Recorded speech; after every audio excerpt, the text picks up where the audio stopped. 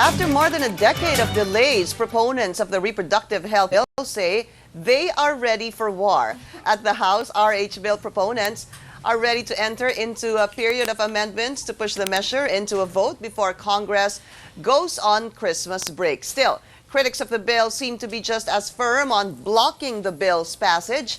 Pangasinan Representative Kimi Cojuangco, one of the principal sponsors of the measure, joins us here on Mornings at ANC. Congresswoman, good to finally meet you and see you in person. Good morning to you. Good morning, Pinky, and likewise. All right. Sunday, it was at, I read it in the Philippine Star, you were losing your patience. You were saying that if they want war, I'm going to give them war. That's Yes. Representative Kimi Cojuangco. Okay, What's going on? That was Sunday. Yesterday we had, Monday came, we had our first day of the week in Congress. And although I want to kick up a storm, I can't. And you should ask me why. Because? Because there's, now we have hit a new problem, okay? The new problem is the gridlock on RH bill is being caused by the total lack of quorum. And I concede to Representative Rufus Rodriguez, who is anti, and he said, okay, bring in the warm bodies, I challenge you. So now we have a lack of quorum. I decided to have a talk with Majority Floor Leader, Boyet Gonzalez, only to find out, because I am a neophyte. So these people have years ahead of me in the House of Representatives. So as a neophyte, I'm totally shocked. Where's everybody? Where did everybody go? So, okay, so I sat down and I had a talk with Representative Boyet Gonzalez. And he said, you know, Kimi, historically, after the third budget is passed, and elections are coming around the corner, in other words, we're at the end of the 15th Congress, this happens. You will hardly see representatives coming to Congress. And so yesterday, I asked him, why don't you call a roll? Have a roll call to find out how many we are in here today. Of course, I cannot tell the Majority Floor Leader what to do. It was just a suggestion. Okay. And 10 minutes later, he did do it. How And many were you? We were 113. And to have a quorum, we 141. need 144. 144? Yes. Okay, so you didn't have a quorum. No quorum. So adjourned. Are you expecting this to happen in the next couple of days as well, until you go on break? You know, I told you earlier, I'm a neophyte. I am shocked. Because as far as I'm concerned, there's enough time to campaign for elections. I know my colleagues are busy in their districts. And somehow, it becomes like has a viral effect that some will come and say, oh, nobody's here, so why will I go? Yeah, they'll So, leave. yeah. But I really, really appeal to them because we still have like, for this stretch, we have 20 working days. Okay. That's a long time. That's a long time, and that's enough to go into the amendments period. After that, we go into Christmas break. Then we have till February. So there's still time. And I never say die, especially when I'm very passionate about a bill. For one, the President has made his feelings really clear on the reproductive responsible parenthood bill, and I really believe that it is such an important measure. Yeah. I mean, if we're going to uplift poverty in our country, we need to give people the tools to do that. We already bent over backwards to fix the bill. We bent over backwards so that it will be more acceptable to our critics, to the anti-RH bills. So we're doing everything we can so that for the smooth passage. Okay. But now, what you're talking about is the compromise, what you call the compromise RH bill that was amended sometime mid-October. Well, on August 6th, on a viva voce vote, we decided to go to the amendments phase. We never did. So in the meantime, we have been working on the amendments. Right, right. And there's been back-channel talks with the Speaker, the House leadership, and the antis to see how they feel about the amendments. Yeah, and this is what you came up with. So, Yes. And compromised version of the RH bill. Yet, from the time you had that, I think if I'm not mistaken, ma'am, it was done sometime mid-October. Correct. It hasn't moved since then. It hasn't That's moved. the problem. It's already almost mid-November. Well, it's mid-November actually, and 1 month after, you're still nowhere. What happened? I remember also in the papers it said that the president had called a caucus at one point, He right? did. He did. Let's talk about that because everyone's saying now, if the president had called you guys again for another caucus, this probably will move at least during the period of amendments. I think so. But that's not happening. Well, put it this way. He called us to lunch in the palace and spoke very well. So much so that we got a majority to vote to go into the amendments period. Correct. And mind you, and I'll say this with a straight face, no loot bags, okay? In other words, we went home the way we came in, which is nice. I like that because I'm a neophyte and I want a new beginning for our political system.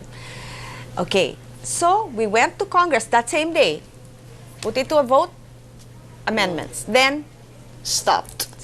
finished. Yeah. Back burner. Okay. What's good? I mean, if there's anything positive about this, you have Speaker Belmonte with you supporting the bill. Yes. You have the majority floor leader Yes. supporting the bill, as opposed to the Senate, Correct. which Yes. is the complete opposite. Complete opposite. Okay. But even if you have that, maybe the question is, can't you have the pro-RH congressmen and women, gather them, to come together for a 144 quorum?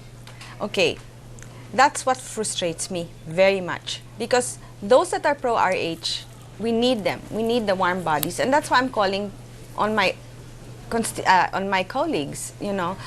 Please, we have 20 more session days to work. Please come to work. I know you're busy in your districts. I know maybe you feel there's not much to be done, but there is. There's much to be done. And I just feel like I'm not used to this. I go to work and nobody's there. So, I mean, it's unfair to those of us that are there. Right, so I'm really appealing to them. Let's pass this. Whether you're against or for, let's just put this to a vote, do our jobs. Yeah. Let's do our jobs. Okay, but so far, do you have the numbers? Yes. You do. I do believe we do. Very narrow margin, so it's going to be Really? a close call. But whether you win by one vote, you still won, right? Correct. So for me, Or if you lose by one vote, you lose. yes. Yeah. So put it to a vote. What's everybody scared of? I mean, Maybe are they probably scared because it is election season and they don't want to catch the ire of Catholic Church? you know what? I feel that because we had an early filing, which was in October. Right. They know their strengths and weaknesses. And it was Speaker Belmonte that told me the other day, so many of our representatives have no opponents. So I think it should be easier for them to come. So now they know their strengths and their weaknesses, so they can make better decisions. They can be free enough to come and make their feelings felt. Let me tell you though this, Representative Cojuangco, if hypothetically you have a quorum the next 20 days, the critics of the RH bill are already challenging the authors Yes. and the supporters, saying, we're going to look at this word per word, line by line, sentence by sentence, paragraph by paragraph. Let's argue, Till let's talk kingdom about come. it. Yeah, let's debate. There's a possibility, even if you muster a quorum, this is probably going to take even longer than the 20 working days, or even when you actually come back after the Well, Christmas break. Pinky, for me, that's better than nothing at all. So I welcome them. Look at our amendments, and let's go for it. That's what I really wish, because this is such an important measure, and I think this is one of the best legacies that the Aquino administration can leave the people of the Philippines, and it's also one of the best legacies that the 15th Congress can leave to the Filipino people. How would you feel? You're a neophyte congresswoman. Yes. How would you feel that if something so important for the country, for yourself as well, that you believe in, that you have a personal conviction for, actually doesn't make it during the 15th Congress? Is this going to dishearten you? Is this going to turn you off from politics?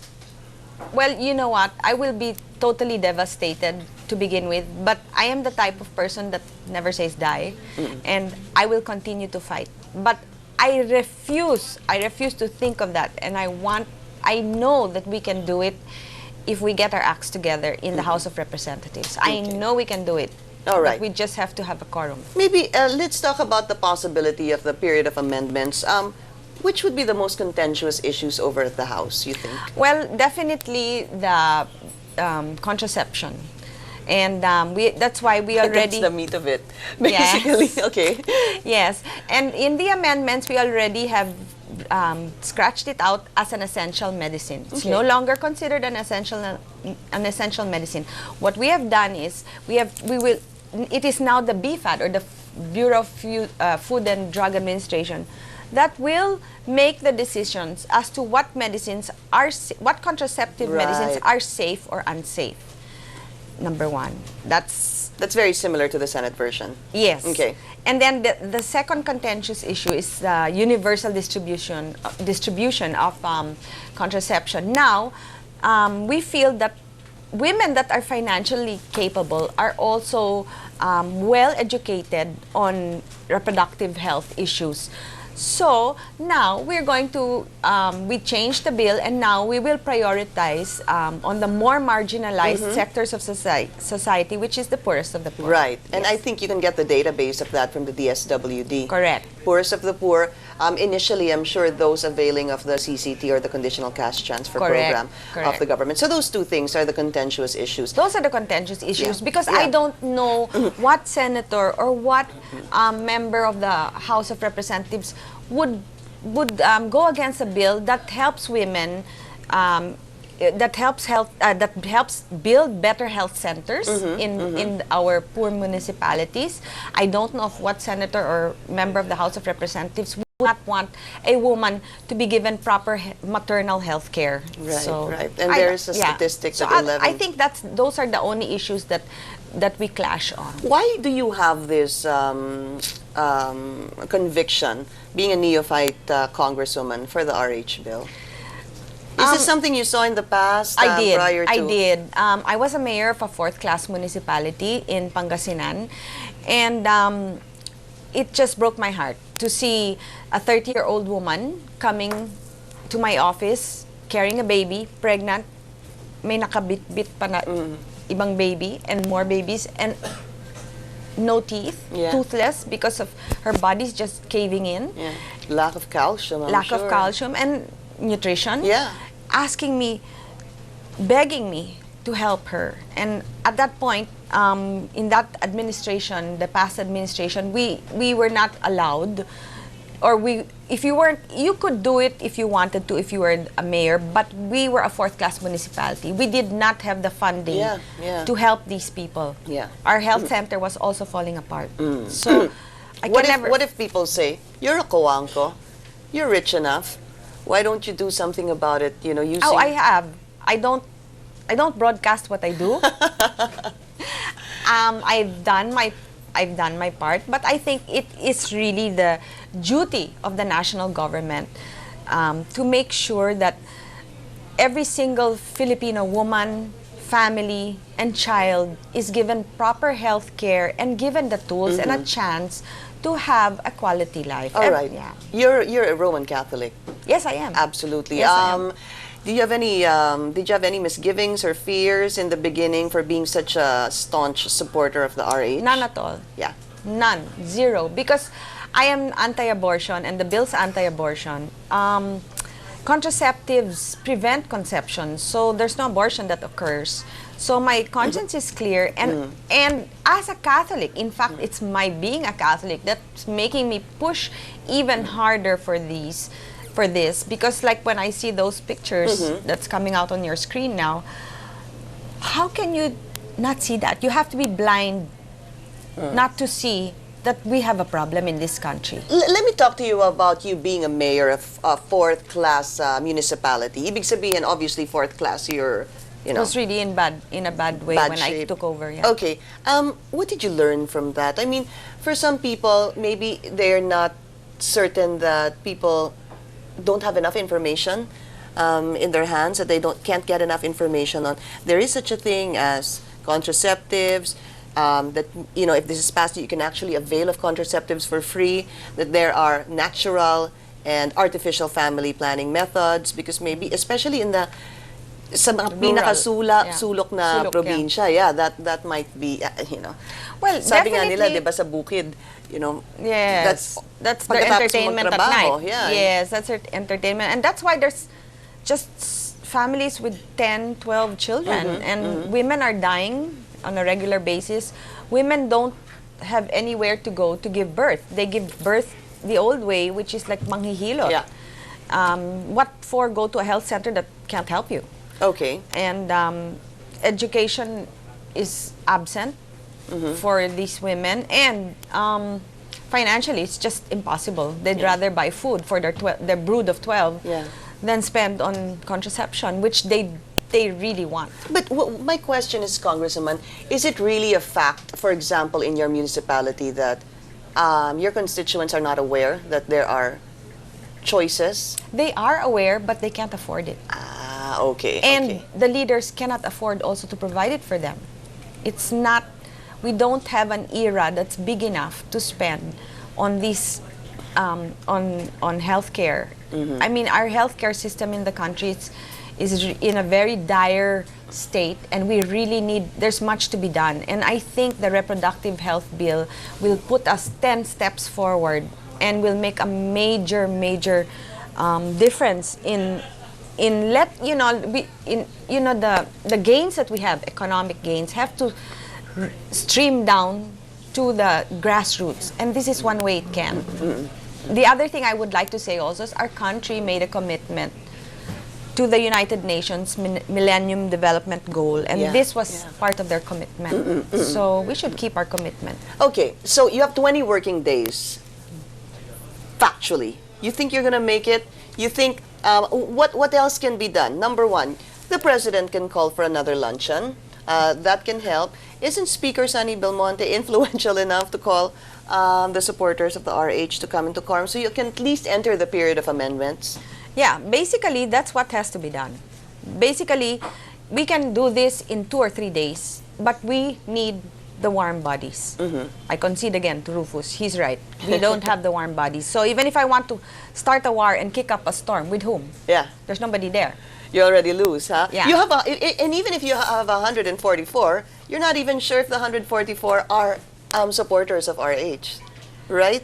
No, we have 287 congressmen. Right. So the 144 is quorum. So Exactly. to win the RH bill's passage, we need 144 plus 1. So all we need is 145 technically. Yeah. And I think we have that Yeah. and more. Seriously, how many? What's the number you're looking at? I'm not going to say. That's part of our strategy to keep it quiet. Okay. But we have the number. All right. I wanted to ask you about the argument of the anti-RH bill that, number one, there is a Magna Carta for women anyway. Why do you need to pass the RH bill? It's one and the same. No, the Magna Carta for women is too broad, and it has no mandates. So it's there, and nothing has happened because there's no mandates. There's nothing specific that tells you how are we going to help women that have this problem.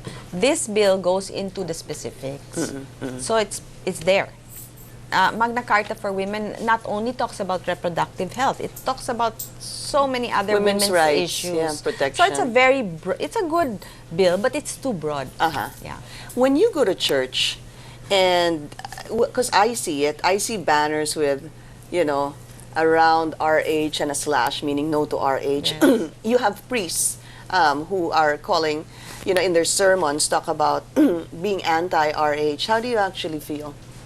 I've not experienced it because when I'm in Manila, I go to church in my we have mass every Saturday with my mother-in-law and my father-in-law At home? in their home. Yeah, yes, okay. and it's very nice because it's a very solemn mass. That's why I like going there. Does the priest talk about the reproductive health bill? No. No, Father Candy is such a sweetheart. I mean, he's been a family friend. Well, I have to say this though. I know of many priests that are telling me to go for it. Yeah. They just can't say Quietly. it publicly. Yeah. I won't say who they are. Yeah. So they're supporters Oh, of yeah. the reproductive health A bill lot. as well. A lot. Okay, so this will be really, let's put it this way. For this to move, you need a quorum, and probably only 2 people can influence your colleagues to come to Congress. That's the president and possibly the speaker. So it's really up to them. This is my question. Have you talked to the president? Have you intimated? I'm sure he's heard it on TV. He's read it in the papers. Is there going to be any talk between you and he's your cousin? Me personally? Yes. I try as much as possible not to call him as much as possible. I don't want to call him and tell him how to do his job. But I know that the president is very aware of what's going on. And of course, I can only hope and pray that he's watching this show. Good morning, Mr. President. And hopefully, he'll make a move one more time. Because, you know, he knows the importance of this measure. And he said it so many times. Yes, I mean, how yes. many times does the poor guy have to come out and say, hello, let's get this going? Okay, you know? number 2 is, have you gotten any commitment from the speaker that he will influence your colleagues to show up for a quorum? The speaker has prevailed on me, and so has the principal author, Representative Edsel Lagman. Yes. Especially after the headlines, to please behave for them, to give them at least 10 days because they're still doing what they can. But I really see the problem as something else. It's the quorum. It's the quorum. So it's not anymore the antis. The debating no more. That's all water under the bridge. It's so, the quorum.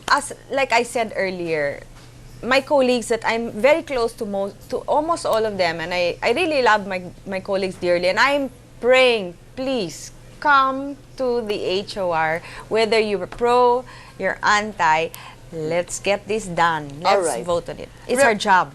Representative Kimi Cojuangco, aside from the RH bill, what else are you, what other bills are you fighting for and you feel strongly about? Let's drop the RH for now. I'm not going to drop the RH for now. No, I mean as our topic right now. I want to get to know what other bills are very close to your heart. I have a lot of local bills, and there's one that's close to my heart that has to do with education. And this bill is, because, you know, in Pangasinan, especially in my district, we have a lot of universities. And I noticed that a lot of foreign students are coming over to the Philippines, which is really good for the economy of my district and of the country. The problem of all these foreign students is that they have to go through so much red tape. And I'm gonna say it on the air, and they have to give tong. So I want I have a bill that seeks to streamline foreign students and to streamline the process that they have to go through to come to the Philippines and study in our schools, and that they don't have to renew their student visas every 3 months, which is really ridiculous. Is it every 3 months? Yes, I see. and they're given such a hard time. It's like they're so unwelcome. So I would like to see the process streamlined, and I think this will help our economy in a major way. Now, my other bill that I have put on a moratorium right now, after the Fukushima event, is it's about the Bataan nuclear power plant, which I still believe in. The bill really was seeking to have the plant how would I say? What's the word, Bobby? To have the plant, Bobby? Reopened? No. Refurbished? I didn't think that you were going to ask me this question. No, I just want the plant to be inspected by professionals to see that is it worth it to push through with running the plant or not. Then we make a decision whether to run it or to shaft Okay, it. get an expert and really look into Yes, the yes. Bataan nuclear plant all over again Yes. and have a study, Correct. a conclusive study on this, Correct. on its That's it. structural That's safety, it. So that we can etc., decide once environmental. for all, and enough debating, because I really believe that it's the cheapest, it's the cleanest, and it can, once it's running, and it belongs to the Filipino people. See, so sayang eh. It's been mothballed, you know, Yeah. it's been there forever. It's not mothballed because they're still maintaining it. Yeah. So sayang, and sayang the money that we're using to maintain it. Right. So decide na. Okay, that's Representative Kimi Cojuangco. Ma'am, thank you so much for Thank you, joining us here. Pinky. It's a pleasure to see you and meet you in person. Good luck on the RH bill. And don't worry, we'll keep monitoring the developments on Thank this. you, Pinky. Thank you so much. 6 Gulf states support Syria's opposition, and will Miss Earth Russia's topless photos affect her chances in the competition? Stay tuned. You're watching Mornings at ANC.